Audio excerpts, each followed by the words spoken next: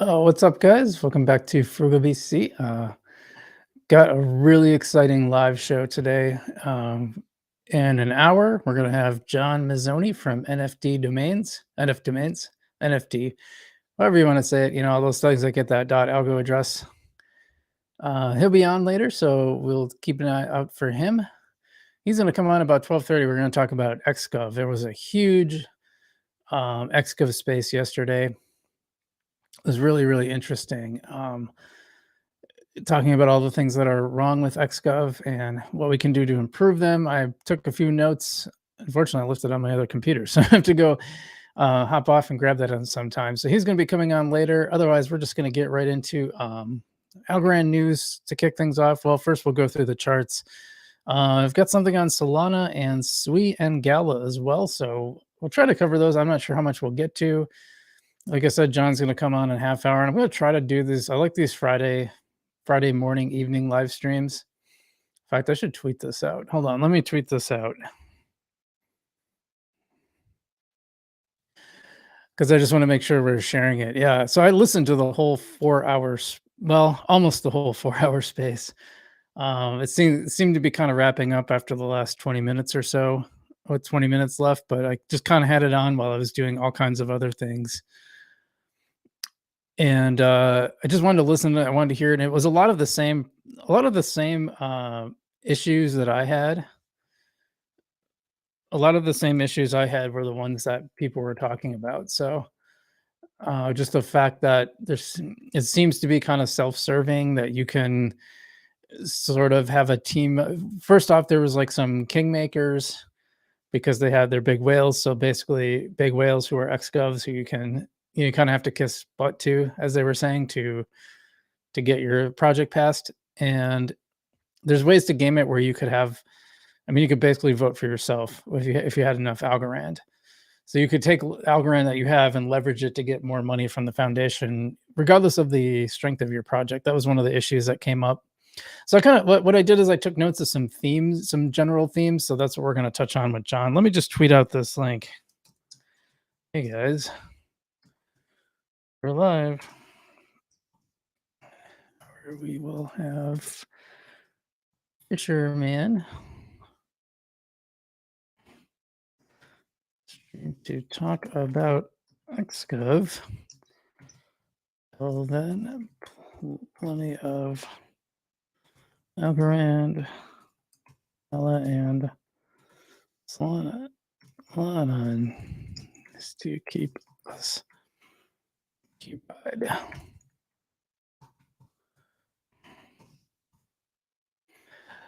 So I'm just putting out this tweet, so just give me a second. I should say Algorand. XGov.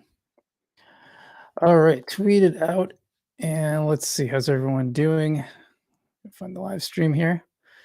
A few people watching. Last time we had like 30, but it takes a while to grow up, so all good. Also, we hit 4,000 subscribers last week, so really excited about that. And we've already gone. The funny thing is, we kept we kept getting close to 4,000 and not going over, and then we hit it. And then someone unsubscribed, like live on the channel. We hit 4,000, then someone unsubscribed, and we ended up with 3,999. But now we're like way over it. We're actually at 4035 now. So thanks to all of you, everyone who's subscribed so far. Really appreciate it, guys. It's really cool to get to 4,000. You know, when I first started, I was a little guy on the block, and now I'm one of the bigger, as far as Algorand creators, I'm one of the bigger ones. There's a few that, are past me still, but and I know AJ is around and stuff like that. So anyway, just checking. Yep. Getting some retweets on my post. Okay.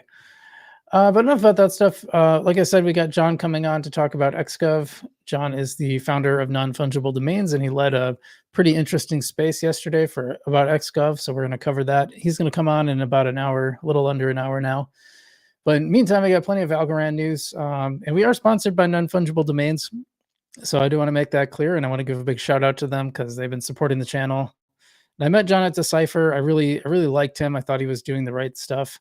So that's why I wanted them on board. And I've been using it since Decipher. Actually, at Decipher, I got my .algo address. So been pretty happy with it. I'd used a different one previously, and it never worked. And I think they shut down now. So I think non-fungible domains is the only one in town.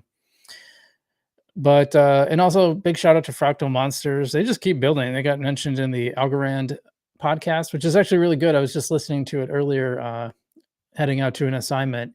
They were talking about quantum computing. I think that stuff's really fascinating. It's a great podcast because you actually learn a ton about blockchain. So kudos to the foundation team for putting that together.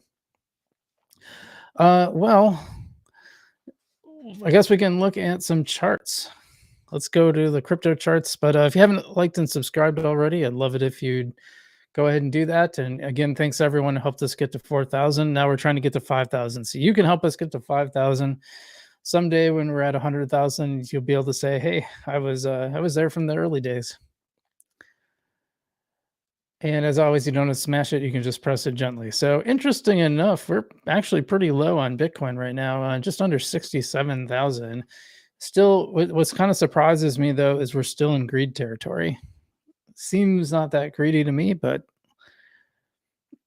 so kind of a flat pattern we're seeing for just about everything. Even Ethereum pulling back a little bit. I know we had a little run up there with the news about the ETF, which we covered last week. Yeah, pretty flat. I mean, just not really anything all that interesting to report. Not a ton of outliers except Uniswap. Uniswap is an outlier. PayPay is up a little bit.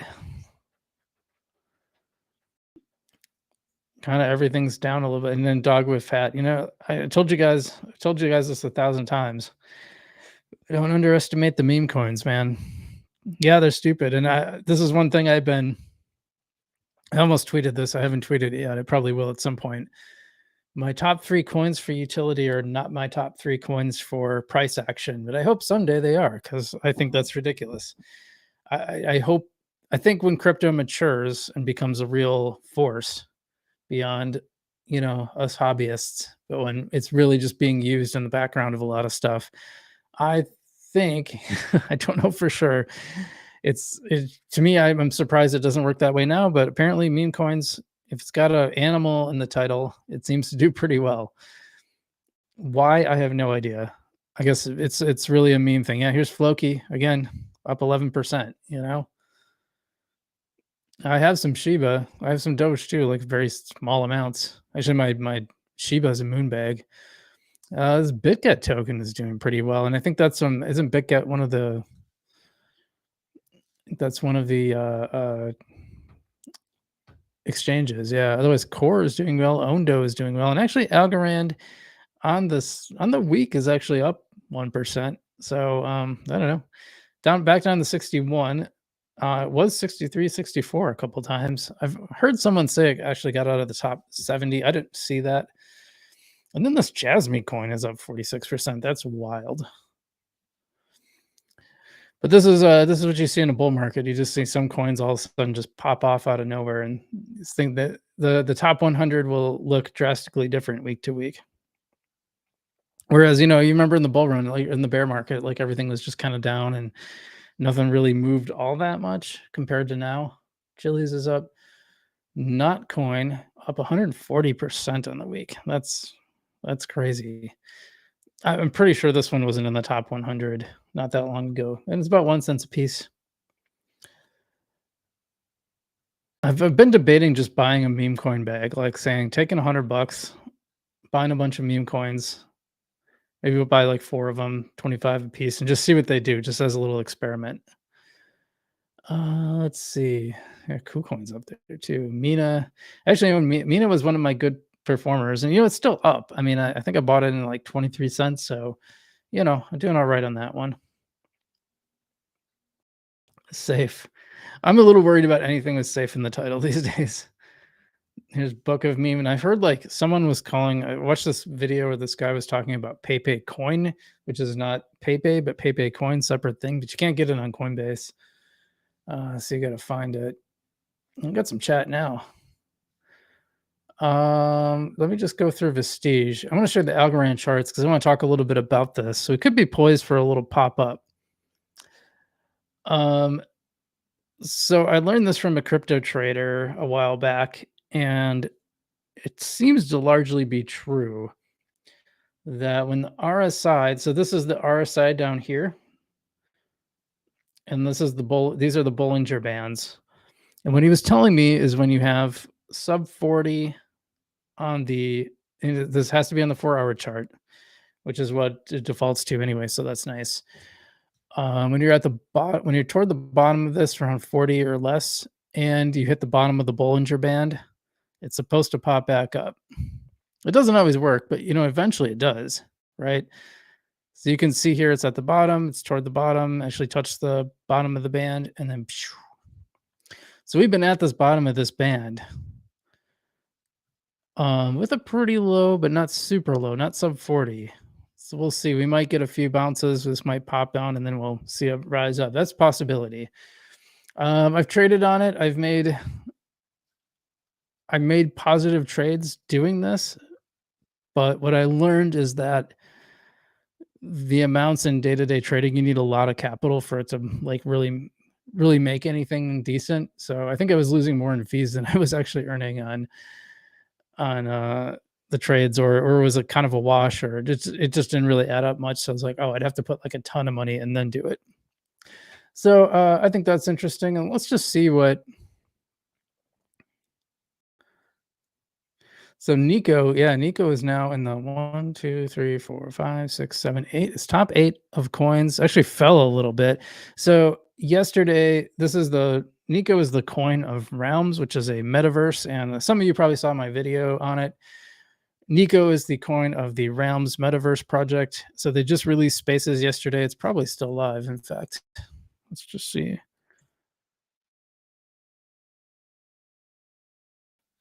Let's see if it's still around. Yep, you can still get them. Interesting update. They've now done 2,677 spaces that they've shuffled, and they've made 265 algo. Not a bad chunk of change. So that means it's about $13,000. Is my math right on that? I try not to do public math for that reason. I don't feel like getting out the calculator, but they did okay, And then you get these airdrops of Nico. So right now at one time it was at 40,000. You were basically gonna when I got my space, it was at 40,000. Excuse me. It was around 44,000, and that would have been basically the price of the shuffle. Because 99 algos, I figured it was about $18, $19. You would have gotten it back. Now it's about a tenth of that. So even at that, though, you'll get that, you'll earn that back in about 10 weeks, so 2.5 months. But that's probably, as more people buy these spaces, they're probably gonna. And I think there's how much is almost just under 10,000. I think it was 9999 spaces, or maybe it was more than that. I can't remember. But yeah, so you could get these spaces, and I don't know. These are all the minted space. So these are keys, basically. This is a key to your space. And they're all a little bit different. I guess you can see all of them. And then there's a marketplace. So you can actually buy spaces on here. You can buy them for Nico. This. Oh, that's wait, no. Okay, about 41,000. Is this one 10? That one's 100. So this one is about what the spaces would have been. And then a lot of them are associated with, not all of them, but a lot of them are associated with a crypto project. I happen to get the Thirstober one. Some people, like Maureen Denny, who has that book that's in my description. She's an Algorand creator. She got a space, learned that it didn't have a designation, so she got another one, and still got the same, still got an undesignated one. So, and then some people are trading because they want like either their own project or they want their favorite project. But the rest of it, like, you can't really know if there's any furniture or outfits or anything. Yeah, so nothing really open yet, other than that, the spaces. But I thought that was interesting. Anyway, yeah, Algorand up on the 7-day, like we said. Look at this groceries. Oh, there's a groceries one. What is it called? Groceries with bag. Okay. Yeah, this is a really typical ASA chart. That's gonna crash like crazy. They all do. There's a oh, you can get Floki on Algorand, so you don't even have to buy it on Coinbase or whatever. You can just get Floki right there. I assume it's 1-to-1. Are we advertising real? I know. There's new ones on here all the time. I can't even keep track. Chip's still leading the way here. That's really cool. It is cool. I've thought about buying a Chips NFT because you can basically earn the house. I'm not a huge gambling guy. They've reached out to me a few times, and I'm like, it's cool that it exists. I'm just not a big. I don't really want to promote gambling too much. But if you can earn always bet with the house. The house never loses, as Quark from Star Trek used to say. Got any DS9 fans in my audience? I love the rules of acquisition. I'm a huge Ferengi fan. DeFi token dropping. Yeah, DeFi is a good project. Polka Gold, got some P Gold, Opulus, Vestige. You know how I feel about Opulus, so I don't feel bad seeing that chart go down.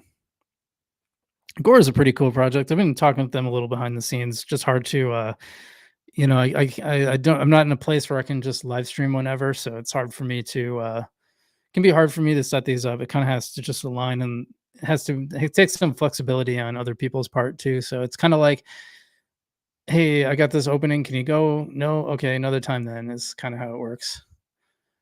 Okay, well, let's see what we got for chat. See how people are doing while I refocus here. Francine Cook, I'm all in, so come way May. Welcome, Francine. Welcome to the show. Appreciate having you here. AP says Algorand governance is broken. That is why they're changing it. Absolutely. We're going to talk more about that today. Dr. Johnny Echo. Yes, that was a very interesting podcast. I love how confidently they are about Algorand's quantum security, which makes me more bullish and excited for what's to come. Not how I would have spelled come, but cool, man. Yeah, welcome to the show. Johnny, I always appreciate your positive comments on my videos. Francine says, I messed up X governance fourth quarter 23 and gave up. Yeah, it's really hard. Just regular governance. It's really easy to get kicked off. I was doing DeFi Gov and somehow I got kicked off.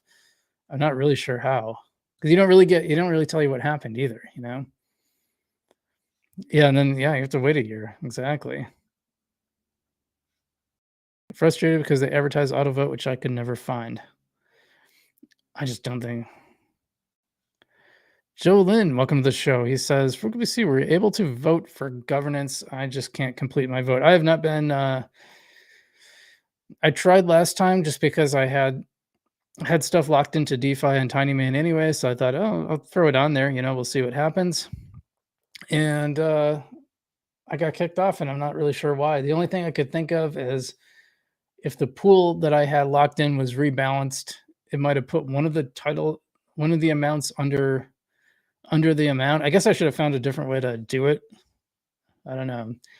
So I don't know if I can vote because I was out and I haven't joined this one. I just I hate governance. Pat says, what's up, Frugal BC? Happy Friday to you, Pat. One of the OGs on the channel. He's been around our channel from pretty early on. In fact, Pat, if you want to say, like, do you remember what the subscriber count was when you subscribed? I'd just be curious. I think you've been with me for a long time, man. It says gave up on governance a long ago. Yeah, I think a lot of people did. And then also a lot of people didn't just give up on governance, but what was I going to say about that? I had a point. Oh, well, for the people that are still participating, a lot of them are doing it through like Messina or Folks Finance. So they're not really voting or participating exactly. They're just kind of putting their algo into these platforms. So at the end of the day, is it even really governance? And to be clear, we're going to talk, I think, specifically about XGov with John John's a really smart guy, and he led the space yesterday, and I think we agree on a lot, but I think there's some things we disagree on. I look forward to that. I like having. I don't want to necessarily just agree with everybody. You know what I mean? Well, should we get to some Algorand news? I'm going to start with a fun one. Actually, I'm going to start with a fun piece of Algorand news. I think this is really cool. So a lot of you guys may play H and Y, Yomo and Hurley. They have, if you have a Bork, you can play these games. They're really, really fun. And let's take a look here. They released a new game. And you can kind of imagine what that looks like. It looks very much like Pac-Man.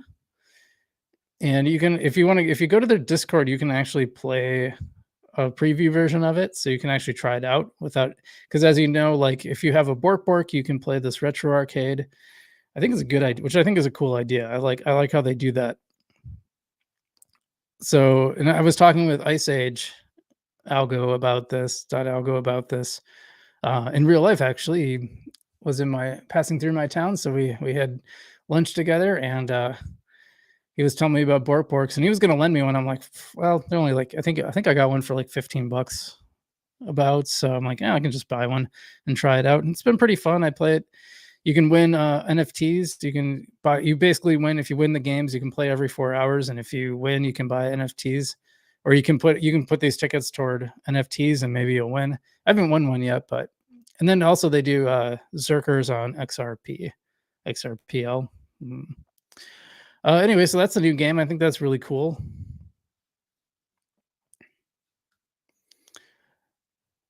Let's see, what else I got? I went blurry again.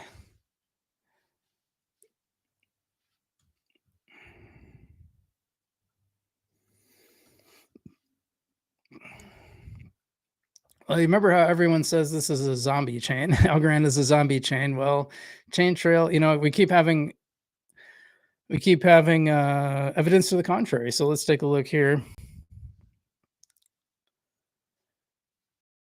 This is from chaintrail.algo. It's a good data platform on the Algorand blockchain. Solid day for Algorand, 3.8 million transactions in a single day. Most of them are originating from C3 protocol, which is 1.5 million transactions, and Orange's memes, which is 663,000. So Orange's, oops, I didn't want to go to it, but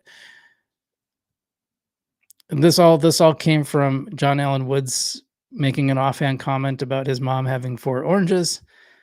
And it basically turned into this mineable Algorand, this ASA. And what you do is you basically submit transactions to mine Aura. So it basically floods that. When they started this thing, it flooded the ecosystem with transactions, and actually held up pretty well. Some of the platforms didn't do so well. Some of the platforms struggled a little with the load, but overall the chain held up. The chain never went down, so that's a good thing. Powered by our daily State of Algorand newsletter. Easiest way to keep in touch with the growth of Algorand by mail. Well, that's pretty cool. Maybe I should sign up for that.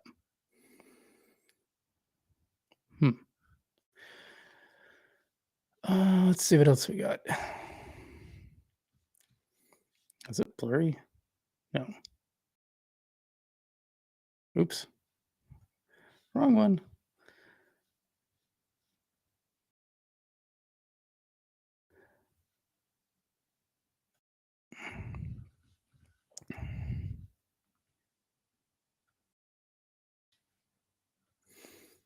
I think this is pretty cool. DeFi. If you guys are big fans of the DeFi wallet, got some good news for you. They are coming up with a web wallet, and they gave us a little sneak peek, so you can see it here. This is what it looks like. I might switch over to this, to be honest. So I did download the DeFi wallet on my phone. I don't really use it very much. I mostly just use Para out of habit. But this I'm more excited about because I like the idea of a web wallet, and it looks like you can actually do stuff. So I wonder if they said when. Did they say when it's coming? When launch? Working hard to get it out to our early adopters in the alpha channel soon. Well, I guess it's soon. So keep an eye on that. Keep an eye out for the DeFi web wallet. I'll probably have to try it out. Maybe I'll even do a video when they launch because actually I think that's really interesting. Oh, good doggy's making. Now my doggy's sleeping underneath me, and she's starting to make some doggy dream noises. I think that's funny. I can't lean that way because when I lean that way, so this is focus manual focus with auto assist, and it's better than before, but not a ton better. Let's see. So speaking of Gora Network, which I brought up earlier before, they actually released something kind of cool. So I want to share this here. Hey, Algorand, it's here. The public release of Gora's Python and PyTeal code examples for your Algorand smart contracts is now available. Leverage Gora's Oracle's data seamlessly. Integrate real-world data into your dApps with ease. Get them now on the official Gora GitHub.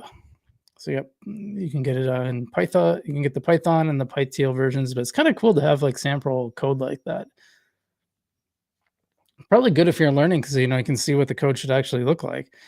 I'm excited. I want to ask John if I can get a quick second to ask him about this. I want to ask him about, as a developer, what he thinks about this. Has it changed what they're doing? Does it help an existing developer? I'm kind of curious about that. Coding skills loading. So I'm not really a programmer, but I have had some success coding on Python. Except now I just use ChatGPT. It's just easier. Did I not share that? Well, here it is anyway. This is Algorand. It's here to public release of Gora's Python and PyTeal code examples. So if you go to Gora Network, at Gora Network, you can see that. Let's see what else we got.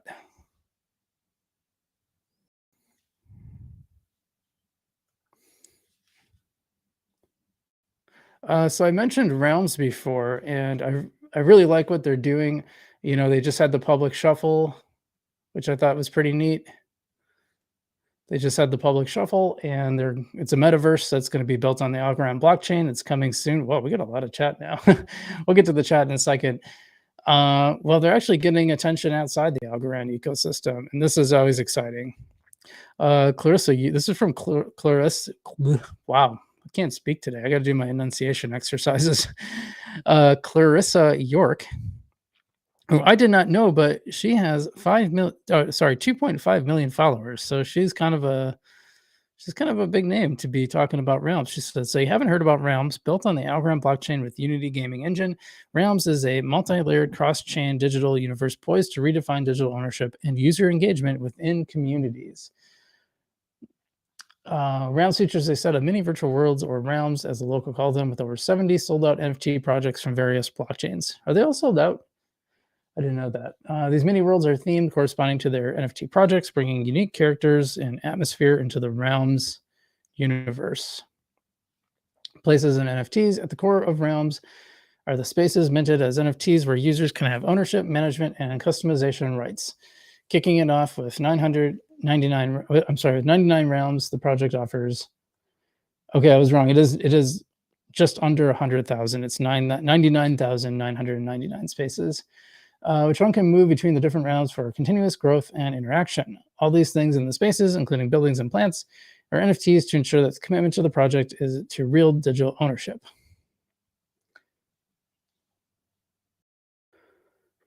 Entirely NFT-based ecosystem, the Nico Force. Nico, yeah, I was trying to remember what that translation was and where I'd seen it, and this is where I'd seen it. It translates to victory for the people in Greek, which is the symbol of their mission. Cross-chain compatibility is a key feature, along with the Unity game engine, which pretty much just about everyone is using that these days for blockchain games, from what I can see. Not all of them, but I mean a lot of them. It's pretty common. NFT-only ecosystem, scalable. And community and governance. So 99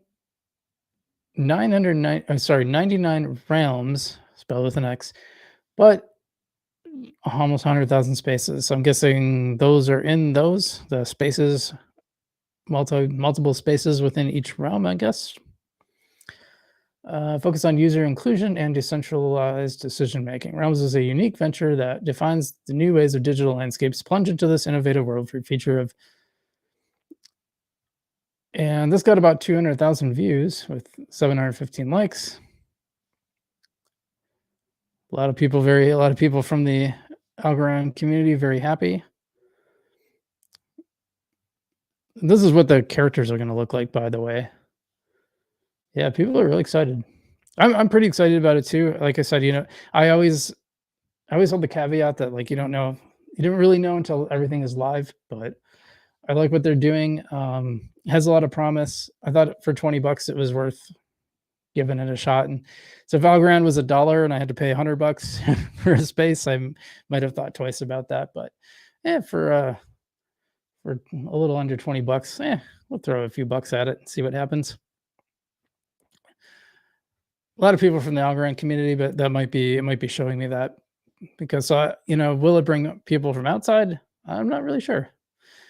Anyway, she's a partner and KOL manager at Agency Laser, which is a Web3 consultancy service. Should start one of those. So that's that. That might be. Ooh, we got a lot of comments now. How much do I have to get through?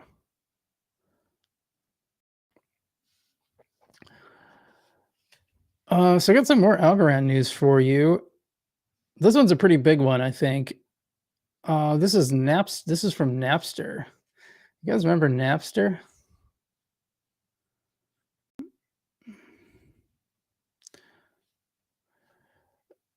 So interesting enough, Napster and LimeWire, which are both like Web 1 peer-to-peer services that kind of popped up. Napster. Napster was like famous for getting every musician on the planet upset about them. Well, they're launching something big on the Algorand blockchain. So, let's just pop onto this. Let's see what's going on. This is from MJ. MJ, big friend of the channel. Really great bringing Algorand stuff. Anyway, says, I'm already a paid subscriber to Napster. Glad to see they're partnered with Algorand, future of music, Algo. What's he talking about? Well, Napster 3.0 is coming. Can you feel it? We're talking about one of the biggest RWA projects in the music industry, which will be launched on Algorand. Imagine an NFT marketplace accessible to Napster's 5 million paying subscribers, where they can easily buy and resell collectibles from their favorite artists. And all on the zombie chain, guys. All on this zombie chain that nobody is using. Remember how many transactions did we say earlier? Millions of transactions, but zombie chain, no one's using it. Moreover, all holders of the Napster token. Oh, I got to show you something about the zombie chain. In fact, you know what? We're going to look at that now. Hold on a second. I got to show you guys this because this is so cool. Nope,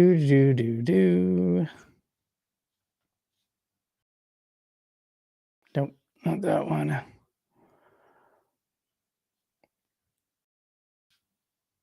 I gotta show you guys this. Is it on? Yeah. Oh, not that one. That one's cool too, though.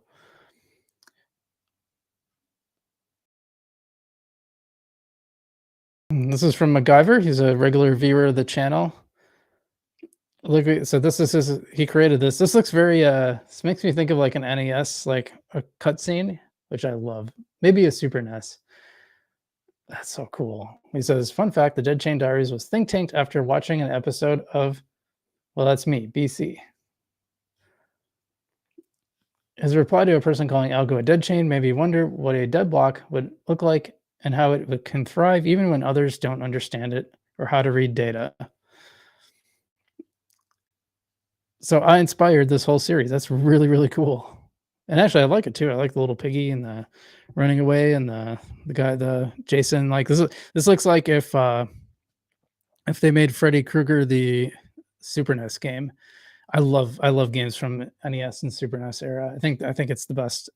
I personally love that stuff. I'll play retro style games all day. I love them. Maybe I'll do a stream where I play some current blockchain games and then switch over to NES games or something. Okay, so I just wanted to share that. Let's go back. Okay, so let's go back to Imagine NFT Marketplace, accessible to Napster's 5 million paying subscribers, where they can easily buy and resell collectibles from their favorite artists. Moreover, all holders of Napster token, fans, artists, right holders, etc., issued on Algo, will collectively form and govern the Napster network as a DAO.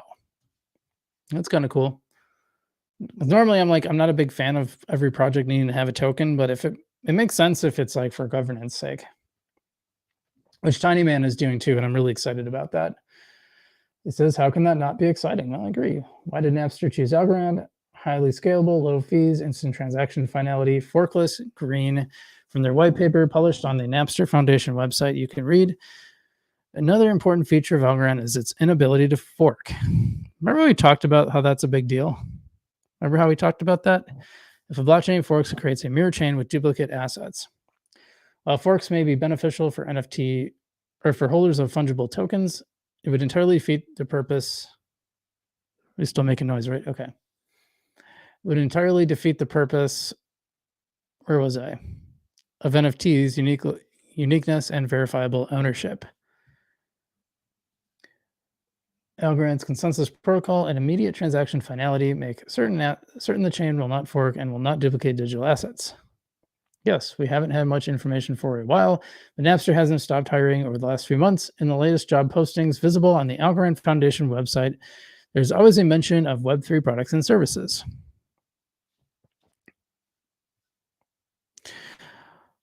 MJ says, I can feel it in my bones.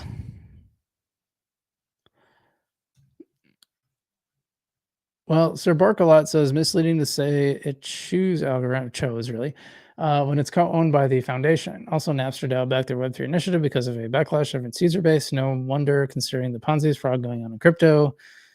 Typical users have no interest, at least right now. Alex says, Napster is not co-owned by the foundation. It was Algorand, former Inc., a private company, which was involved in this deal. Napster dialed back their Web3 initiative source. They've been hiring for Web3 profiles for months now, and no response. Yeah, so this kind of stuff is really exciting to me. You know, again, so much activity for a zombie. There's so much news to report for a zombie chain, isn't there? So much news to report. It's wild. I mean, it just cracks me up. Like, I get it, you know. Do we wish the price was better? Yes, of course we do. It's a little bit more. I've got a few more things, and then we'll actually one more thing. Then we'll get to some live chats.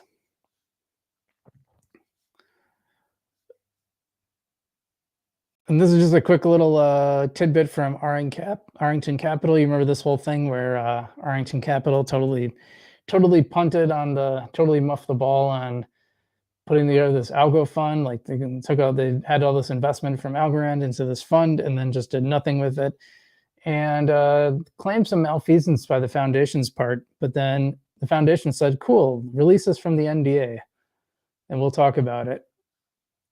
Well, guess what? They didn't. Why won't Arrington Cap release Algo Foundation from NDA? For those who aren't aware, a large part of, let's go to this. How and why is Algorand Foundation not suing Arrington into the ground? For those who aren't aware, a large part of why Algorand price is so low right now is that Algo's largest VC investor, Arrington, literally market dumped in late 2023 all the hundreds of millions of Algorand that the foundation had given them years prior. Arrington was behind the Rand Labs 2, which made my Algo wallet, which got hacked and tanked the public's trust in Algo and utterly crushed the price. Yeah, we covered the my Algo wallet hack pretty extensively. Frankly, more extensively than any other channel. I mean, we were all over it. I made 3 videos back to back because it was a big deal. And I had people try to tell me it wouldn't be a big deal. I'm like, this is, and it wasn't the exodus I expected, but it definitely sent people away.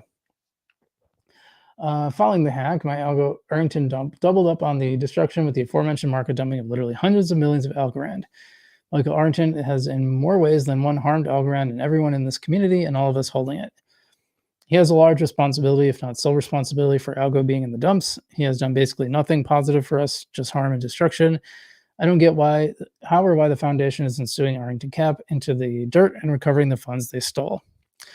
Actually, I'm not sure because the thing is, we don't know what the original deal of the terms of the deal were, and I think I pointed out before, I'll point it out again, I did get a pretty substantial amount of Nico from the founder of Realms, and I probably should disclose that at the earlier point. Apologies for that, but I've said this pretty much every time I've made a video on them.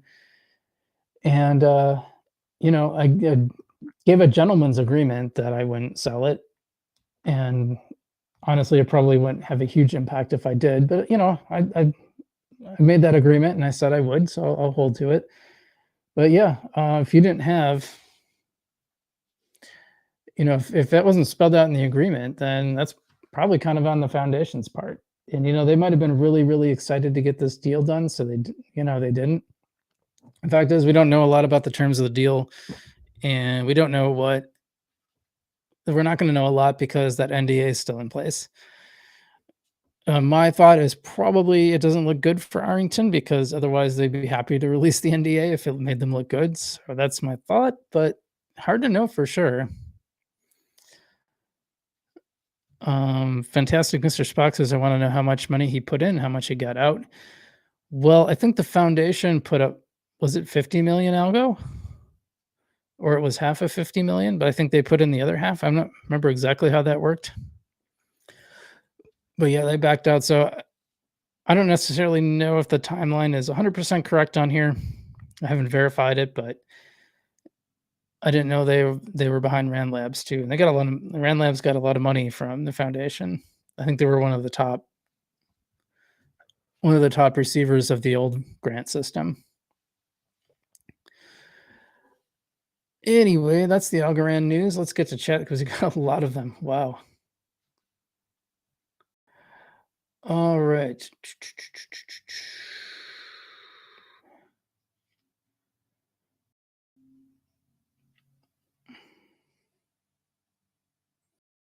Oh, Average Zen is here. Welcome to the channel, Average Zen. You can log into the Gov page and select Gov sessions, and it will tell you why if you became ineligible. I didn't remember seeing anything, but Average says he still votes on folks. Pat says it was under 500 when he came across the channel and subscribed. So that is an OG right there. Pat, I appreciate you, man. I appreciate everybody, to be clear. Everybody subscribed and got us to 4,000. Like I said, we're trying to get to 5,000. So if you haven't already subscribed, I appreciate if you do so. Pat staking folks finance. Pat says I need an app just to manage all these crypto wallets. It gets a lot sometimes. Average Zen, big fan of DeFi. Me too. Well, I'm really looking forward to the web app. I think that's a good thing. Let's just clear some tabs. I think Pat, are you the one that always gives me a hard time about the tabs? I'm clearing some right now. No, it works pretty well. I'm in this other computer and I did some stuff to speed it up. So it was kind of embarrassing that one I did. AP says Algorand governance is broken. Oh wait, we're on that already. I agree with that though.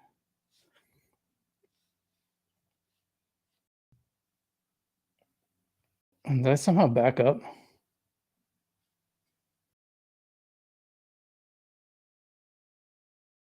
Somehow it went back to the beginning and have to scroll through some. Sorry.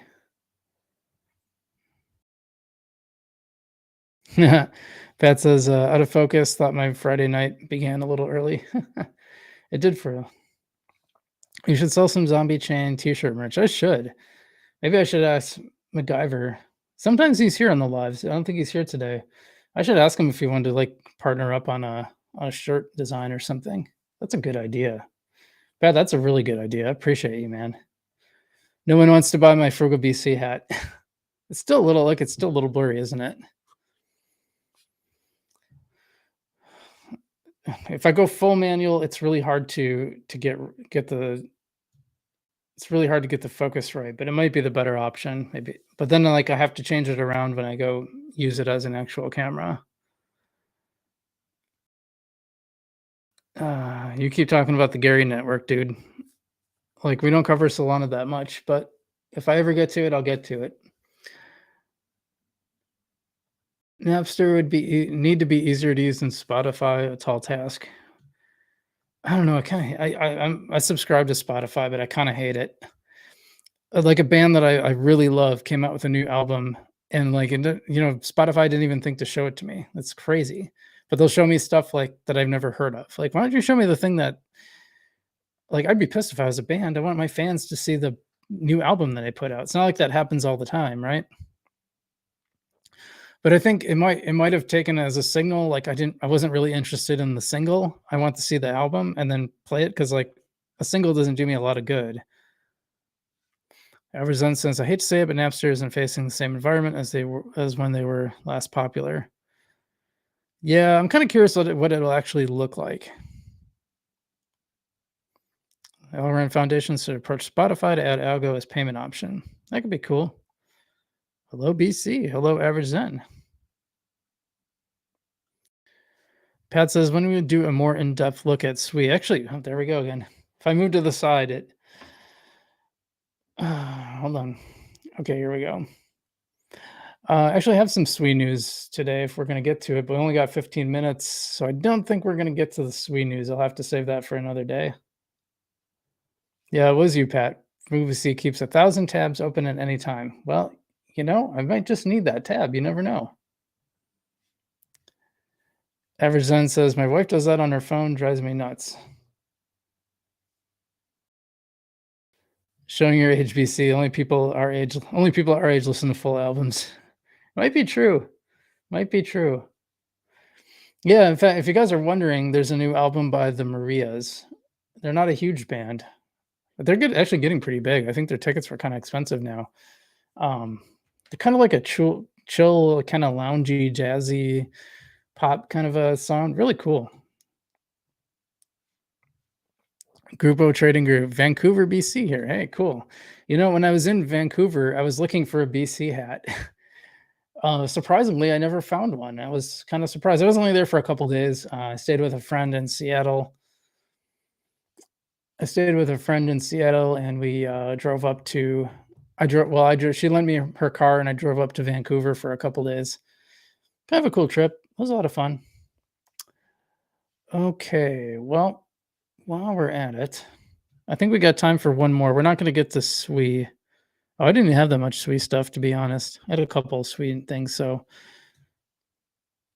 let's get to this Gala news. So a lot of you guys know I was kind of a big fan of Townstar. I thought it was a fun game, and I think Gala Games and a combination of Gala Games and the Townstar team did pretty much everything possible to ruin it.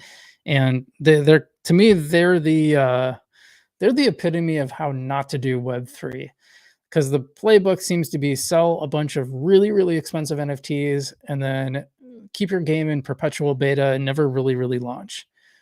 One of the games that actually had some success and seemed to be doing well and even kind of got the tokenomics right was Spider Tanks.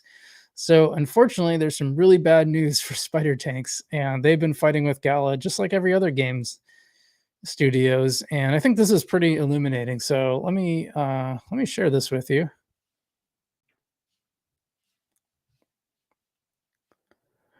So this is from Game Media, which I believe is the Spider Tank game developer. So, dear Spider Tanks community, we deeply regret not addressing you sooner, and we apologize for any confusion or concern our silence may have caused. Initially, we chose to defer to Gala Games for community communication as a courtesy. Well, we've seen how that's gone, right? I mean, I've seen their leadership like trash some of their biggest players who also live stream their games and have built huge, well, I wouldn't say huge, but big enough YouTube channels on, basically being salesmen for them, and they turn around and just trash them with for asking questions. It's really bad. Anyway, however, our respect turned to apprehension as Gala Games started threatening us with legal action in December. This inhibited us from speaking out sooner, but we believe now it is the right time to do so. Our journey with Spider Tanks began when Gala Games approached us to form a partnership in early 2021. Under this partnership, Gala Games would publish, promote, and provide a development budget for Spider Tanks, one of our then announced projects. I tried to play Spider Tanks. One of the problems I had is like I don't have like the best I don't necessarily have the newest top of the line computers, and the thing comes on the highest possible settings, and it froze up so bad I couldn't get to the settings to turn them down. So I never really got to play it much. It seemed cool. It seemed like a good idea. I think people kind of enjoyed it, but and they seem to have the tokenomics dialed in a way that at least wasn't gonna crash like it did with Townstar. Because like Townstar, like the only use for it was to go sell it to change it for dollars. So it just crashed. Anyway, in return, we were tasked with delivering specific development milestones, and with the final milestone scheduled for completion in November 2021. Gala Games would in turn have rights to use the Spider Tanks IP for 3 years after reaching this maintenance scheduled milestone. Initially hesitant and we were drawn to Gala Games' mission, empowering gamers to supplement their income and prioritizing the well-being of both games and gamers. The overwhelming monetary support for Spider Tanks received from the Gala Games community in our first year after passing the node vote reaffirmed that we were not the only ones who believed in this mission. We continue to invest our share of the revenue into Spider Tanks as 2022 began, and with all scheduled development milestones behind us. Yeah, they seem to meet everything. As far as I could tell, they pretty much launched when they said they were going to, which is not the case for a lot of the Gala Games games. Motivated by our love of the game, our sense of responsibility to deliver on the community's expectations, and our trust in Gala Games to fulfill their part in the mission, we pressed on. However, we began to notice troubling signs in Gala Games' behavior. I'm sure they saw it earlier, to be honest, but not only in their collaboration with us, but also in their interactions with our players. Remember what I just said? Remember what I just said? While Gala Games outwardly appeared dedicated to gamers, and their mission, their actions painted a different picture. Required Gala Chain features, marketing commitments, and revenue payments were repeatedly delayed, while punitive systems like Honor were forcibly introduced in the Gala. I did not know that. And I was actually just okay, so they say it was forced into it, but I think there's a reason. That I'm going to give Gala some credit here. I think there was a reason because we saw how the Townstar thing just completely collapsed, and as far as I know, that's not changed. I don't think your NFTs earn Town anymore. Well, Town's gone, but I don't think your NFTs just earn for placing them in the game anymore. I think that those days are over. But I haven't been following it, so maybe it came back. And the other thing about Gala Chain is like they should have had this from day one. It should have been on Gala Chain, not Ethereum. I often use my Townstar NFT buying experience on Ethereum to show how terrible it is. Like I said, I hit the buy button, went to Jiu-Jitsu, which is about a half hour away, did my Jiu-Jitsu for an hour and a half, came back, ate supper, and then watched it complete. So we're talking hours. That's a few seconds on Algorand, by the way. But, ghost chain, zombie chain, no use. We took up responsibilities like Spider Fridays, making trailers or organized events to compensate for Gala Games' lack of resources or for marketing and community engagement, while Gala Games aggressively expanded into unrelated industries like film and music, spending millions on fruitless celebrity partnerships, jets, and real estate. Gala Games' prioritization of rapid growth and enrichment over their core vision and promise concerned us deeply. So by 2023, it became evident that Gala Games had no intention of utilizing their half of the substantial 2021 Spider Tanks revenue or to fulfill their promises. Ooh, here we go. Very interesting. They announced having burned the remainder of this revenue with the introduction of Gala V2. Their publisher responsibilities, such as user acquisition for Spider Tanks, were suddenly gated behind an eat what you kill principle, while monthly revenue and daily active user numbers were at an all-time low. Gala Games held Spider Tanks players responsible for coughing up again, but they had already contributed, all under the premise that selling keeps the lights on and the game alive. Game live, not alive, but same thing, really. This realization is deeply distressing to us. We had not only invested significantly in Spider Tanks, but also had committed heavily to a broader future with Gala Games based on their promises. We had invested considerable effort and resources into our other titles, Stoda and Wizards and Warriors, to prepare them for this future.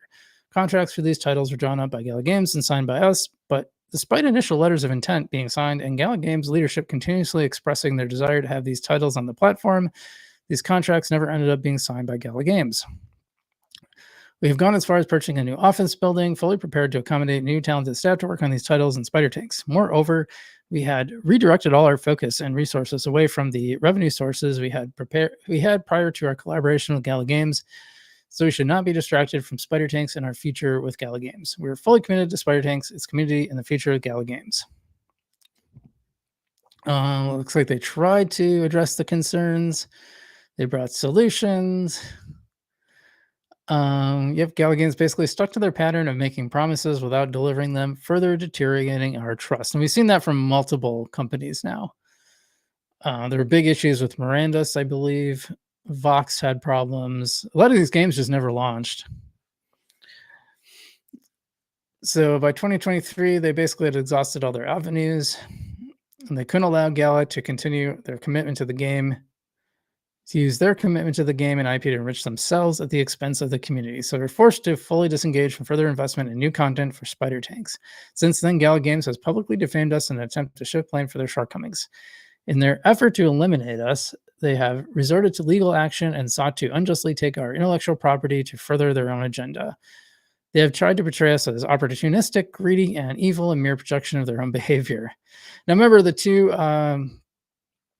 remember that the two founders of Gala Games were suing each other, and one of them was like buying jets and all this other BS that they didn't need.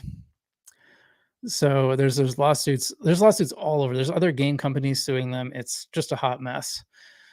As some of you may recognize, we are not the only ones falling victim to Gala Games' actions. A pattern emerges when examining Gala Games' other projects fail to deliver on commitments, shifting blame, twisting the truth, and a reluctance to take responsibility.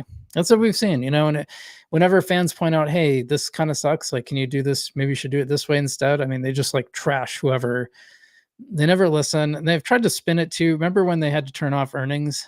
All of a sudden, Bitbender was out there saying, oh, I don't know why people expected to earn money in these games. Like, you're supposed to want to play the games. Like, hold on a second. People were paying thousands of dollars for these NFTs. There's no way they were buying those just to play the game and not to earn anything, which is kind of how you were selling it in the first place.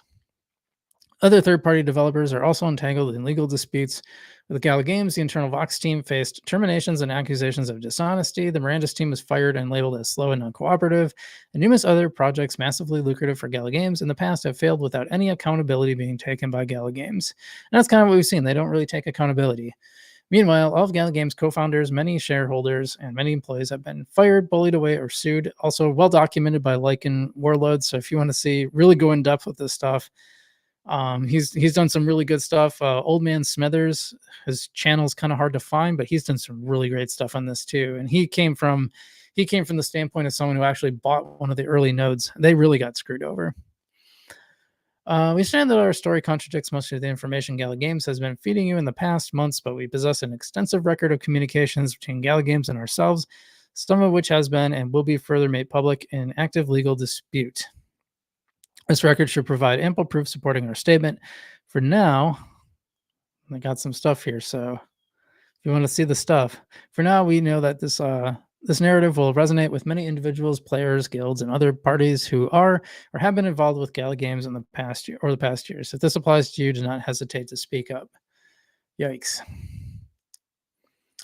Yeah, it's pretty disturbing, and this is one of the reasons why I kind of stopped making content around Gala Games. I got so frustrated with Townstar and the decisions they were making that I think were forced on them from Gala Games. I don't know that for sure, but based on what I'm seeing from this, it kind of looks like that. So, yeah, pretty frustrating stuff. And if you want to see more about this stuff, you can check out Lycan Warlord, or you can check out Old Man Smithers. They both have great videos on this stuff. I watch his stuff every once in a while just to kind of keep up on the Gala drama, but it's absolutely how not to do one of these. Well, it's about 12:30, and as I said, I would have John Mazzoni from Non-Fungible Domains, and he is in the green room, so to speak, or the digital green room, I guess. We'll close some tabs to make Pat happy here. And let's bring him up and talk about some XGov. John, how you doing today? Yeah, man, I'm doing well. How are you? I'm good. Well, you guys had a pretty interesting 4-hour spaces. Did you think it would go that long? No, yeah, definitely not. But yeah, there's a lot to talk about when you get into governance, so I'm not really too surprised it went 4 hours either. But yeah. Yeah. I mean, there really was, and when I saw it was 4 hours, I thought, oh, do I really want to try to go through all this thing? And I thought, well, I'll try to get like at least the first hour in, and I ended up listening to pretty much all of it. I think it sounded like people were kind of fading out at the last 20 minutes or so, so I didn't watch the whole thing, but I watched or listened to a pretty substantial portion of it. I wonder if you, and I kind of like drew out an outline of some of the what I see are like the central conflicts, and like centralization, decentralization is kind of one. Uh, how would I put that? I had it in notes, and I didn't put my computer out here. But I wonder if you want to summarize like some of the issues that you've had with XGov, and maybe talk about some of your solutions. We can kind of go through them one by one. Sure. Yeah, I didn't come prepared with like any Oh, that's okay. so yeah, I'll just kind of ramble and then cut in if I'm going off track or anything. Hmm. Um yeah, so governance in a decentralized environment is not an easy thing. I want to say that first. And Yeah. I also want to say that those people at Algorand Foundation working on this and thinking about it, are doing so in good faith. They're not trying to sabotage governance or make governance ineffective. It's just like a really hard topic, I believe. And so that's one Hmm. issue I'll say, like just a general issue of governance is Yeah. it isn't solved, Yeah, I guess like I guess that's part of the I guess that's part of like when I drew these conflicts, it's because maybe I can remember some of them. We can go through them, because that is sort of the challenge. It's like you have to make trade-offs. There's really no perfect solution here. So one of the things I thought about was representation versus, or an inclusivity versus like skin in the game. So right now, I think one of the complaints that I had is like, unless you have like a tremendous amount of Algorand, it doesn't really feel like you have an actual voice in governance. And it seems like the rules kind of control things. But on the other hand, it's like, well, and someone had brought up the idea of inclusivity, and in their case, meaning just like everyone can participate. But the problem is like, if the only requirement is to have an Algorand or have a wallet with like maybe one Algorand, well, that's not really fair to the person who's invested like millions of dollars in Algorand. So that's where these things get really tricky. there's a lot. Yeah, there's kind of like a lot to unpack there. I firmly agree with you that uh, one algo, one vote to me seems like it's just a plutocracy, right? It's like who Mhm. has the greatest stake, and then that person or entity could then just take control of whatever process or Mhm. whatever governance vote or whatever. They could sway it dramatically in one way or another. And there are ways to deal with this, like making some minimum quorum of individual users. So like just for instance, if it requires 1 million algo to pass, then it also requires 10 different users. Or Right. just there's some minimum amount of users that have to also vote instead of just stake based. Mhm. This is definitely a you know a workable solution. But what it does is it still gives those with the largest stake like a dramatically outsized say. And so how XGov currently works is kind of similar to this. It was how much you put in governance and then you commit it like to XGov for the year, the rewards from that governance period. So you're kind of like delaying your rewards. Uh, but yeah, it's still fundamentally your votes were a function of how much you had staked. And so this new version of or committed to governance, not staked. This new version will essentially look at how much you have staked in consensus, and that will then determine the amount of votes you get in XGov. And why I think it's like an unoptimal solution. It's not a terrible solution, but it's not the best solution. Is like what you always have to ask yourself what you're optimizing for. And like Mhm. XGov is a funding mechanism. So like if you're thinking about a funding mechanism, you want to not waste money, and you want it to be like fast and efficient, and by not wasting money, you are giving more money to those creating value. So that in my mind is what you should optimize for with XGov, is like, how do we efficiently and effectively hand out this money in a decentralized, completely decentralized if possible way. And you mentioned it earlier, like inclusivity versus exclusivity. And inclusivity in my mind is like the complete wrong thing to think about. What you should really think about is credible neutrality, meaning like you set the criteria to become an XGov such that anybody can become an XGov. It just like you just have to meet certain criteria. Yeah, Right? the way I was thinking about it yesterday was anyone can become an XGov, but not everyone can become an XGov. And I think that kind of gets to what I was saying with the skin in the game versus inclusivity, that, yeah, we do want people to have some stake in it. I wonder what you think. This is an idea I had yesterday when I was listening to the spaces. And actually, it's something I thought about before too. Like, what if there's some balance between the two? Like there was a weighting system. So one algo is one algo, but then 10 algo is like two algo, or, et cetera, et cetera. So by the time you get to a million algo, it's not worth a million votes, but it's worth way still more than like, the person with like 10 algo or 100 For algo. those, the issue with that is it incentivizes breaking up your stake.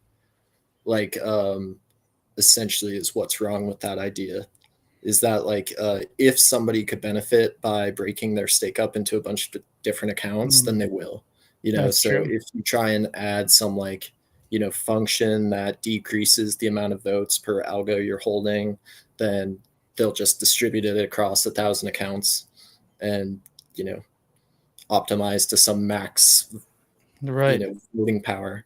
Well, that's why this stuff is tricky, right? Like there's always a Chesterton fence that you're removing that you might not be aware of. Like that's why And this that's stuff. the issue. That's the issue. The more complicated that it gets, like, so the more Right. complicated the system, the more things that then can like be kind of either like a centralizing factor or something that complicates the entire picture.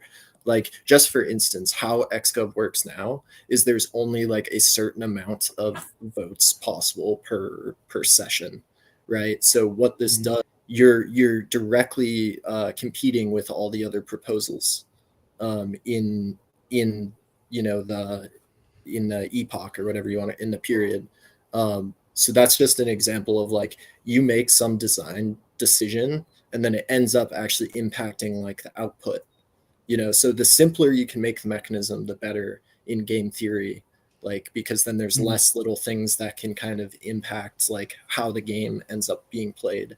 But the goal, right, is to effectively allocate and efficiently allocate this capital in a decentralized way.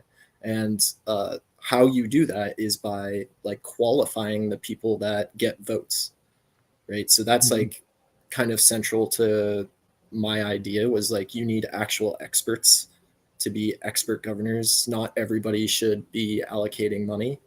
And so, yeah, like how you come up with being an expert, I had two different ideas on that. You could handpick a committee and then have some democratic process for like including more people or excluding current people, voting in, voting out kind of setup.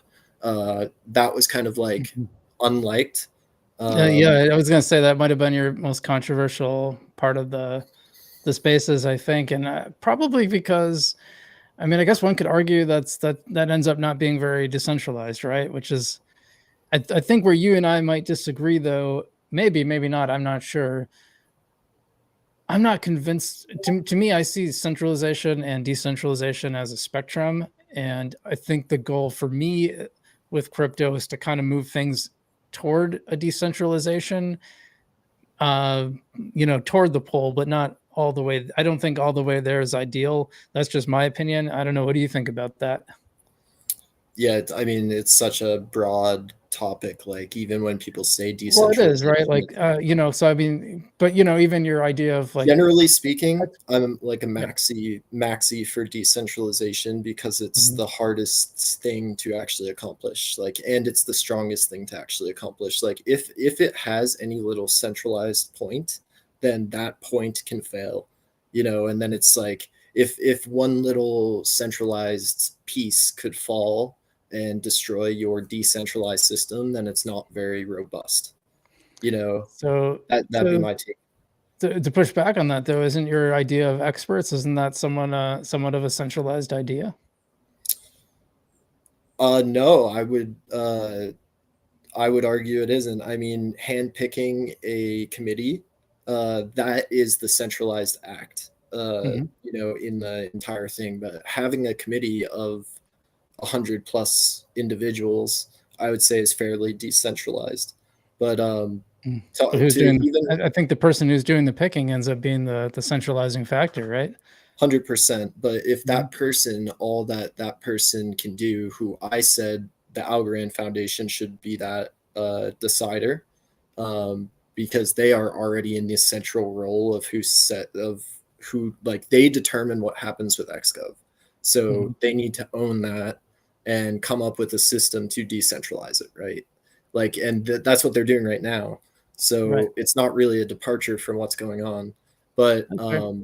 then they hand it off to these 115 people and they have no more control. So in my opinion, like, yeah, everything starts centralized. Like Satoshi, you know, it created the first node, right? And yeah, so, and mined the first blocks and all that stuff. Like, he was the only person on the entire network for a long time.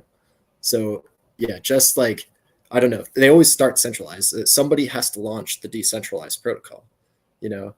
But anyway, there is another way to come up with some criteria for xgovs, and it is to come up with like an ecosystem activity score.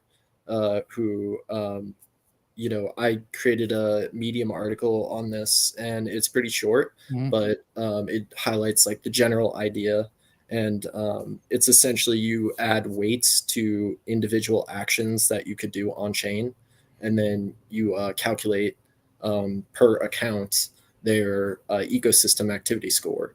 And it's kind of similar to the Gitcoin passport, if anyone's familiar with that, where they're essentially trying to judge what account is a unique human.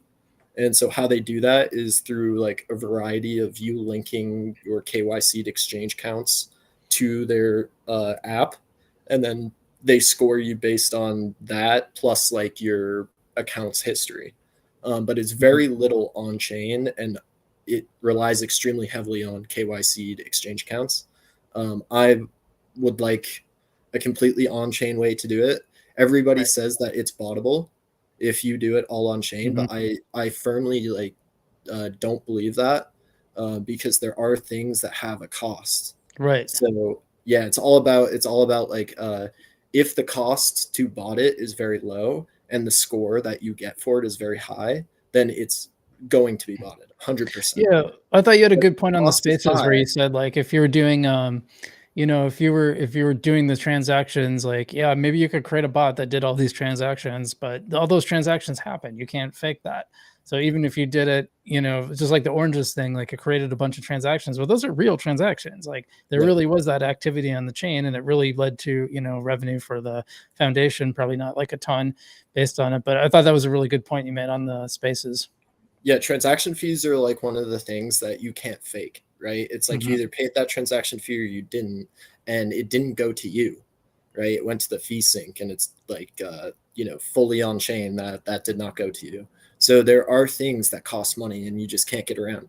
Like another good example is Algo TVL. Like you cannot fake Algo in an LP pool, right? It's Right. either there or it's not. And Mhm. so like I just you know, there are some of these things that I don't think are bottable. Like, and if they are bottable, then it's the same that a human could do it. You know, it's like you just need the money. And Mhm. how this differs from just based on how much algo you have staked is it shows that you are actually using the ecosystem and have a good understanding of the ecosystem, right? So it's not just counting tvl, it's not just counting your transactions, it's counting the number of Mhm. apps you've used, the frequency you use the apps. Like you could add all kinds of variables to this, that some are bottable, some are not, but then you weight the ones that are bottable the lowest, and you weight the ones that aren't bottable and have the highest cost the highest. And essentially you could come up with a ecosystem activity score that takes into account more than just the algo you have staked. It gives you like a more full picture of this person, and like if they are likely to be expert or not. It's not going to be a perfect science, but Mhm. it's going to be better than just saying we're going to give the person with the highest stake the most votes, right? Right. And so my whole idea is like you qualify all the xgovs somehow, Mhm. whether completely decentralized on-chain activity score or kind of centralized at the start. You just handpick, and Mhm. then you create some process to grow. But after that, then you use one person, one voting block like ratio. So you do not just say like, oh, Frugal, you have 1,000 algo, you have 1,000 votes. It's if there's say 100 members of this group of experts, Mhm. then everybody gets 1,000 votes each, right? And then you can allocate those 1,000 votes over the proposals that are in front of you. And then at the end, the median is taken of all of the votes, and that is the amount that is allocated to those projects. Sorry, I just wanted to get it all out there. Yeah, no, I get it. That's a I think that's a pretty good idea, and I like that you brought up gaming the system because that came up a lot yesterday too in the space, or what was it, 2 days ago? I listened to it yesterday anyway. Yeah, that was something that came up, was the idea of gaming the system. That, and I was kind of thinking about this too when I was looking at XGov. Is like, well, couldn't enough people just kind of pool their resources and pass all their various projects? And I think it was you or maybe it was someone else mentioned that you don't even need necessarily that pool of people, but one person could use their own capital to essentially leverage the project for themselves. And I think that's really interesting aspect of xgov. One thing I kind of thought of, I don't know what you think about this idea or how workable it is. I just throw out these ideas, but and maybe it has to become this because eventually, the foundation's not really going to have this money. Is like, what if it just worked like crowdfunding? So if I put in 1,000 algo, I'm buying like a teeny tiny percentage of equity in the company and I get some kind of return. So if the company goes bust, then I'm going to feel that pain because I lost my 10,000 algo or whatever. But if, I support a project and it does really well, and I know you're going to talk about the ex post facto payments, so you can kind of segue to that once you react to my idea. But like, what do you think about that idea of sort of having it be kind of like a crowdfunding almost platform? Yeah, I mean, I wrote like half paper on proactive, like a proactive DAO, how you could set it up, and I honestly think it's like fantastic idea. I call it Mhm. proactive DAO, but like yeah, crowdfunding DAO, however you want to brand it. It's the same idea of you're taking Mhm. individuals from the community, not the foundation's money, and you are taking the risk personally on these speculative ideas that people pose, right? You're acting as a VC in a sense, Mhm. getting pitch decks and judging which ones are worthwhile with your own money. Right. And yeah, that's 100% would be my vision for proactive grants. Mhm. And how I envisioned it working was kind of like a loan.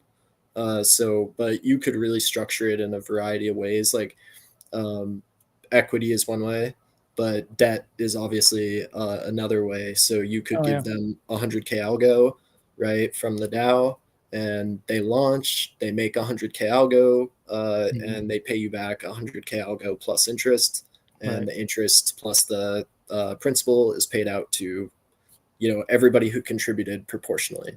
They're probably Um, more workable, honestly, than equity. It's probably easier to implement because it's like, oh, you just have to pay this percentage back instead of trying to figure out, well, here's a revenue report and here's your percentage. Yeah, it could all it be kind of makes sense. completely anonymous and decentralized as well, compared to if it's equity, you need somebody's name to like, or an entity to put on the SAFT or the safe or whatever. But yeah, so that's my idea for proactive. But yeah, you segued me perfectly into retroactive, and why I push so hard for that Mhm. is because there's all these risks, right? With like if somebody comes in with a proposal for a product that is not built and has no clear revenue path and no product market fit, Like you are taking just a wild gamble that this Right. thing is going to be successful, and you're Can we just using pause a second and yeah, talk yeah. about how crazy it is that that's how it seems like that's how the foundation grants in the early days worked. It was like it didn't seem like I don't know if they factored that in or not, if there was any revenue plan because when some of these things have kind of come out of the wash lately, it's like, well, wait a minute, how did you plan to actually make money? Were you just going to rely on the foundation forever? Because clearly So that's not going to happen. to be fair, like Mhm. making revenue shouldn't be like the only thing, right? It should be what is the value created by this? Like, especially when you're thinking of a public good. It's like public goods don't necessarily make revenue, right? Their whole like kind of pitch is more people get value from it than pay for that value, right? So Sure, it's but like then to me, that's like maybe a separate thing, or maybe it just didn't seem like that distinction was made clear because like the stuff with Algo Explorer came out and it was kind of like, well, did you not know that this was going to be the case in the beginning, Foundation? And if you did, like, what expectation did you give them in the beginning? Was there an expectation of revenue? so I because I'll give you my take on yeah, Algo Explorer. Algo mhm, Explorer, 100% a public good, right? And the sure, foundation was right in trying to fund them and make sure that they could mhm, stay sustainable and stay alive. But I think there's a point where the public good is starting to be super inefficient, right? And like if there are two roads and one road takes you an hour to get to from point A to B and the other road takes you 10 minutes, right? Like they're going to fund the one that takes you 10 minutes, not an hour. Like all else equal. Why would they spend resources on the one that takes you an hour? Like it's mhm, going to cost more, less people use it. The cost benefit is higher for the better quality thing. So in my opinion, that's what played out with my algo is like at the beginning, 100% they were public good, smart for funding it. And then, their costs crept up as other competitors came in. And it's like the foundation was right for cutting them off, but it right, was definitely like just a bad PR kind of fumble, I would say. But yeah, like mhm. having a decentralized, retroactive public goods funding mechanism would not fix that necessarily. Like I guess that would make me really nervous. That would make me if I was the founder of like one of these goods, I'd be like, well, wait a minute. If we're going to build a company, I don't want to, and if we're going to rely on outside funding, I would want to know that that's going to be in perpetuity versus like, I don't know, that just would really make me nervous as a business owner there's lots to of do that. risks, yeah, Mhm, in business and like the kind of what field you play in, and like some mhm, people actually don't optimize for like making money. Like they want to live a good life and they want to build cool stuff and like improve the ecosystem, and like so there's these people, all different kinds of people that want different things, and for some people it's just enough to build something great that everybody uses and then get the bare minimum to cover expenses. But then there's other people that like want a fully commercialized thing, or they want to launch a mhm. token, make a ton of money.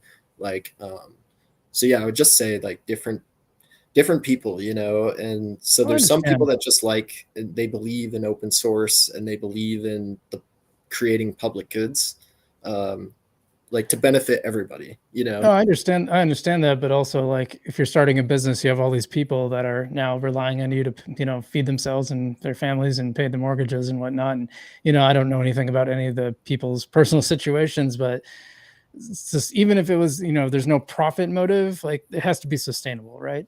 And I would be really nervous if I was my sole source of funding or most of it.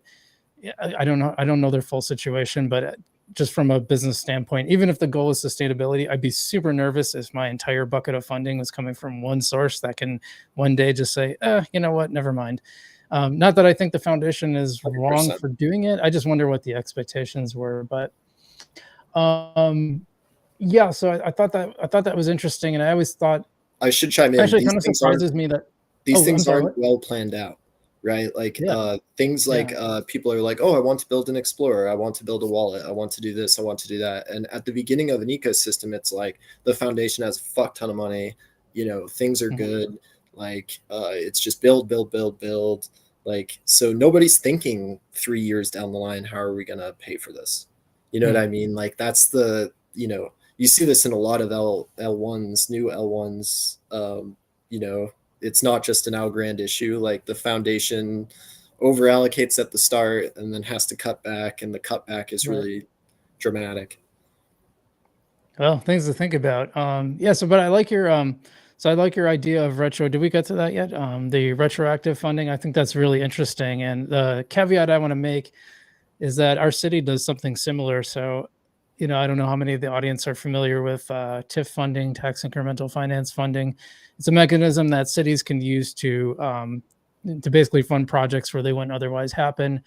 Our city uses those pretty extensively, but they use what's called reverse TIF. So the developer kind of gets this promise on the front end, but they don't actually get the tax incentives until they finish the project, which kind of ensures the city, doesn't pay a bunch of money to a developer that just folds up or just doesn't get the job done. And it kind of sounds like your idea is sort of similar to that, and this is sort of the crypto version of that. Yeah, retroactive like funding kind of even goes a step further, Hmm. where they say we're not going to promise you anything, and you need to build the entire project yourself and prove that it is generating value, creating value for the ecosystem, and then the ecosystem will judge the value and pay you for that value, right? Like that's Hmm. the kind of idea with retroactive funding is like there's they might have received some funding, maybe they received 100K, right? But then the value perceived from the ecosystem is like a mil, right? So now there's 900K missing that that project did not receive, but the ecosystem thinks it deserves. So that would be a retroactive funding part, like you know grant or however you want to look at it. uh, but yeah, that's how you should like mentally judge or mentally think about it. It's a lot easier to judge something in the past than in the future, right? Sure. It's like think of going to an event. It's like you don't know how the event is going to go before you go to it. It might suck. It could be a 0, it could be a 10. Like the difference there is so great. And when you're talking about like Hmm. building complicated applications, there's so many things that could go wrong or be like undetermined at the start that like for every one idea or for every 10 ideas you have, probably one will make it to like execution and finding product market fit and creating value. It's like not an easy thing to do. And so for anyone to think that they could judge these things like before they happen is like naive. And we've seen it so many times. VCs do it all day and get it wrong.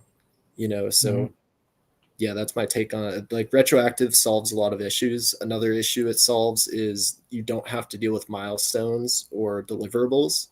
Hmm. And that's actually an interesting discussion going on right now at XGov with deliverables, because there's a grant up or a proposal up right now that the deliverables are not very clear. And so if the deliverables are kind of ambiguous, then it kind of comes down to who is judging the deliverables, which is someone at Algorand Foundation, Right. right? So that is a central point, that like a central weak point is, and it's kind of like twofold. This goes back to the more complicated you make something, the more kind of shit can go wrong. Hmm. Like now you have somebody at Algorand Foundation who has to be responsible for testing and all, and like checking over all of these milestones and making sure that they're completed and like not done like horribly wrong.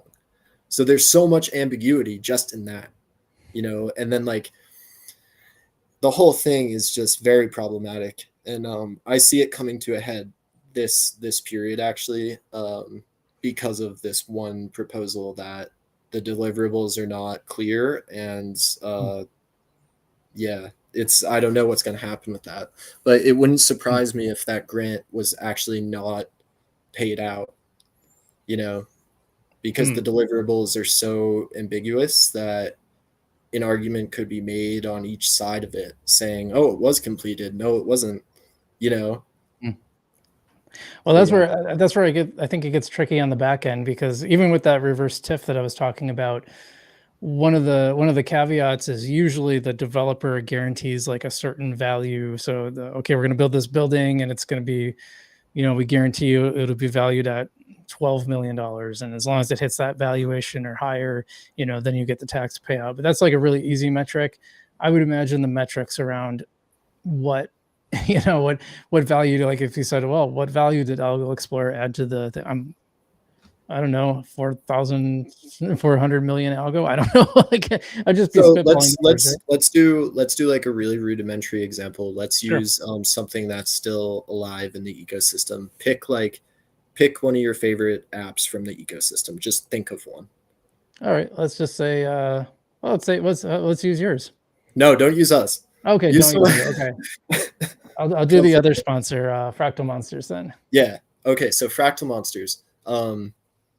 Let's say that this XGov period, we're XGovs, and this XGov period, there's 10 million algo to be divvied up, right? And there's, let's just say, I don't know, 100 proposals, all of very varying kind of, degrees of good and bad and whatever.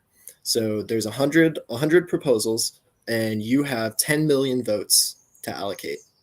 How many of those 10 million votes would you give to just Fractal Monsters?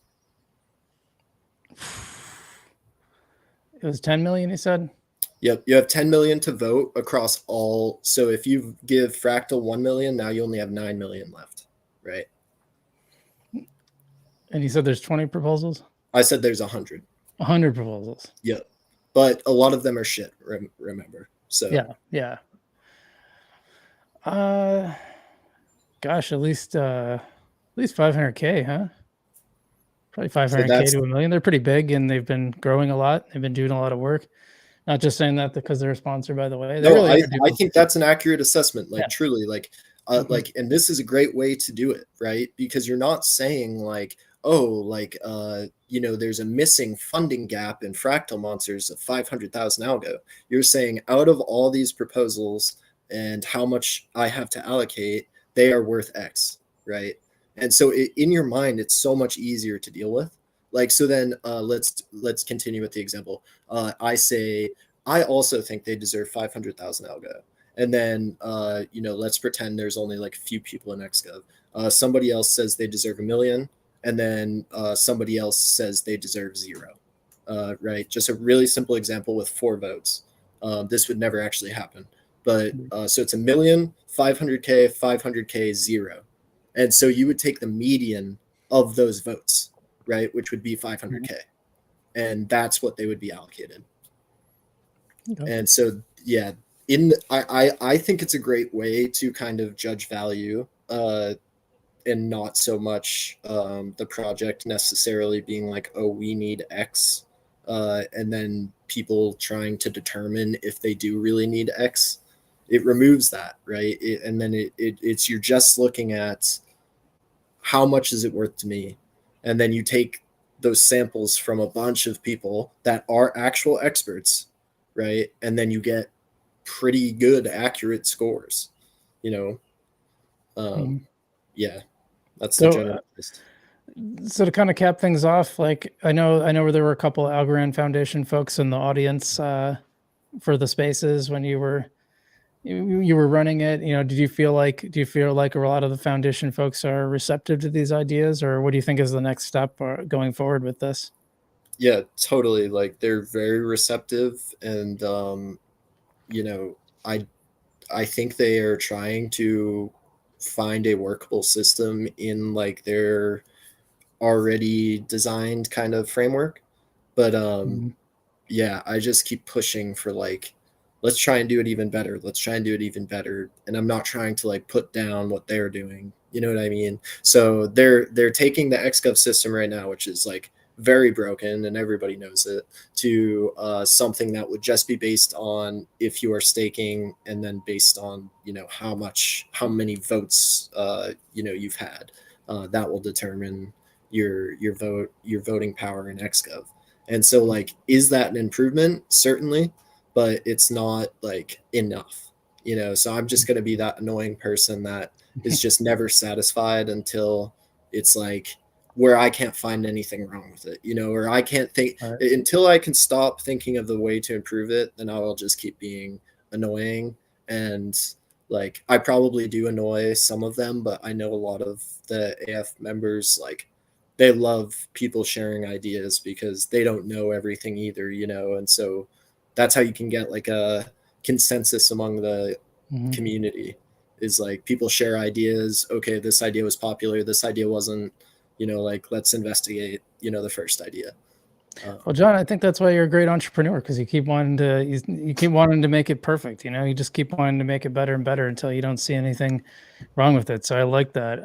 If I can For just have sure. you answer one question from this is from Average Zen. I think he's Governor Zen on Twitter, but he says, "Can we talk about the allegations of quid pro quo XGov whale votes?" I think we kind of touched on that a little bit, but What do what you do you think about that? I would love to know who he's talking about specifically, but I'll assume that he's talking maybe about Foodie and Chris and that discussion that came up.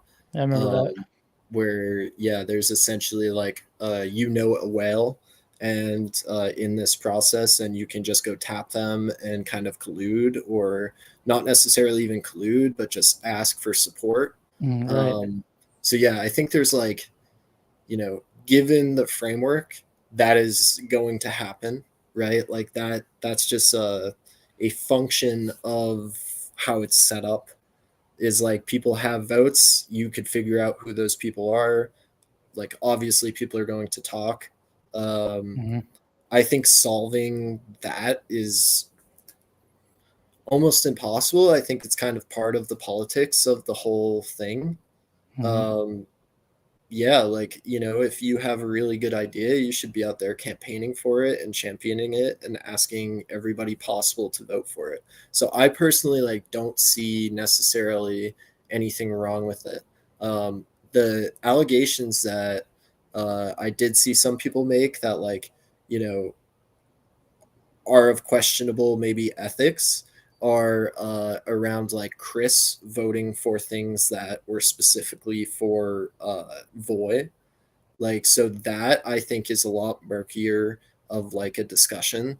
Hmm. And I personally like Chris, so I'm not going to like bash him, but I asked him straight up like what happened, and he said, "Look, like um, when I was participating in XGov, everybody was giving me shit no matter how I voted, so I just Hmm. withdrew from XGov."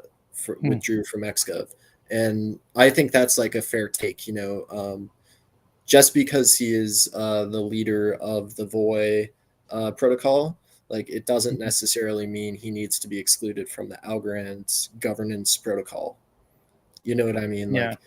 Like, but it's definitely a fine, murky line of like, okay, well, if you are only voting for things that benefit Voy, then that is probably not good, right? But if you are Right. voting for things in the best interest of Algorand as a whole, then like it kind of matters how you see it, though. If you see Mhm. Voy as beneficial for Algorand, then even if it's going towards something for Voy, then you're like, well, that's worthwhile. You know, it's growing the whole pie. But if you don't like Voy, then if you see any of that, it looks like horrible corruption, like Right. whatever. So Yeah, and I know the foundation. Well, at least I know. I asked John Woods about Voy, and he seems not like really put off by them or anything. I think he said he talks to Chris fairly often, so I don't think there's a ton of animosity. But yeah, it does introduce some interesting ideas. Well, John, hey, I appreciate you coming on and talking about XGov. I think this is a good conversation, and if okay. people really want to go in depth with this, I do recommend checking out his spaces, fisherman.algo, right, on Yep. Twitter. Yeah, so you want to go check it out, you can find the space, and you can kind of listen like a podcast. So anyway, John, thanks so much for being on. Thanks for sponsoring the channel and everything, and we Yeah, appreciate it, buddy. absolutely. Thank you for having me. All right, take Have a good care. day. Bye. All right, guys. Well, thanks for watching that. I thought that was really interesting. I really enjoyed having him on, and we'll try to do more of those every once in a while. We can get someone on. Average Zen says VRF committee solves this though, right? Hopefully. So we'll see, we'll see what kind of changes come about with that. And with that, I got to go. I got to get back to the day job. But guys, thanks so much for tuning in. Thanks to John for being on the channel. Thanks to our sponsors, Non-Fungible Domains and Fractal Monsters. Appreciate you guys a lot. And also, yeah, if you haven't hit the like and subscribe already, I appreciate that. Average Zen says, good show, BC. I appreciate that, my friend. I appreciate you being here and asking a lot of questions. Sorry I couldn't get all of them on the screen, but we had kind of a short time. And all right, well, that's it for me. Take care, guys. Stay safe out there, and I will see you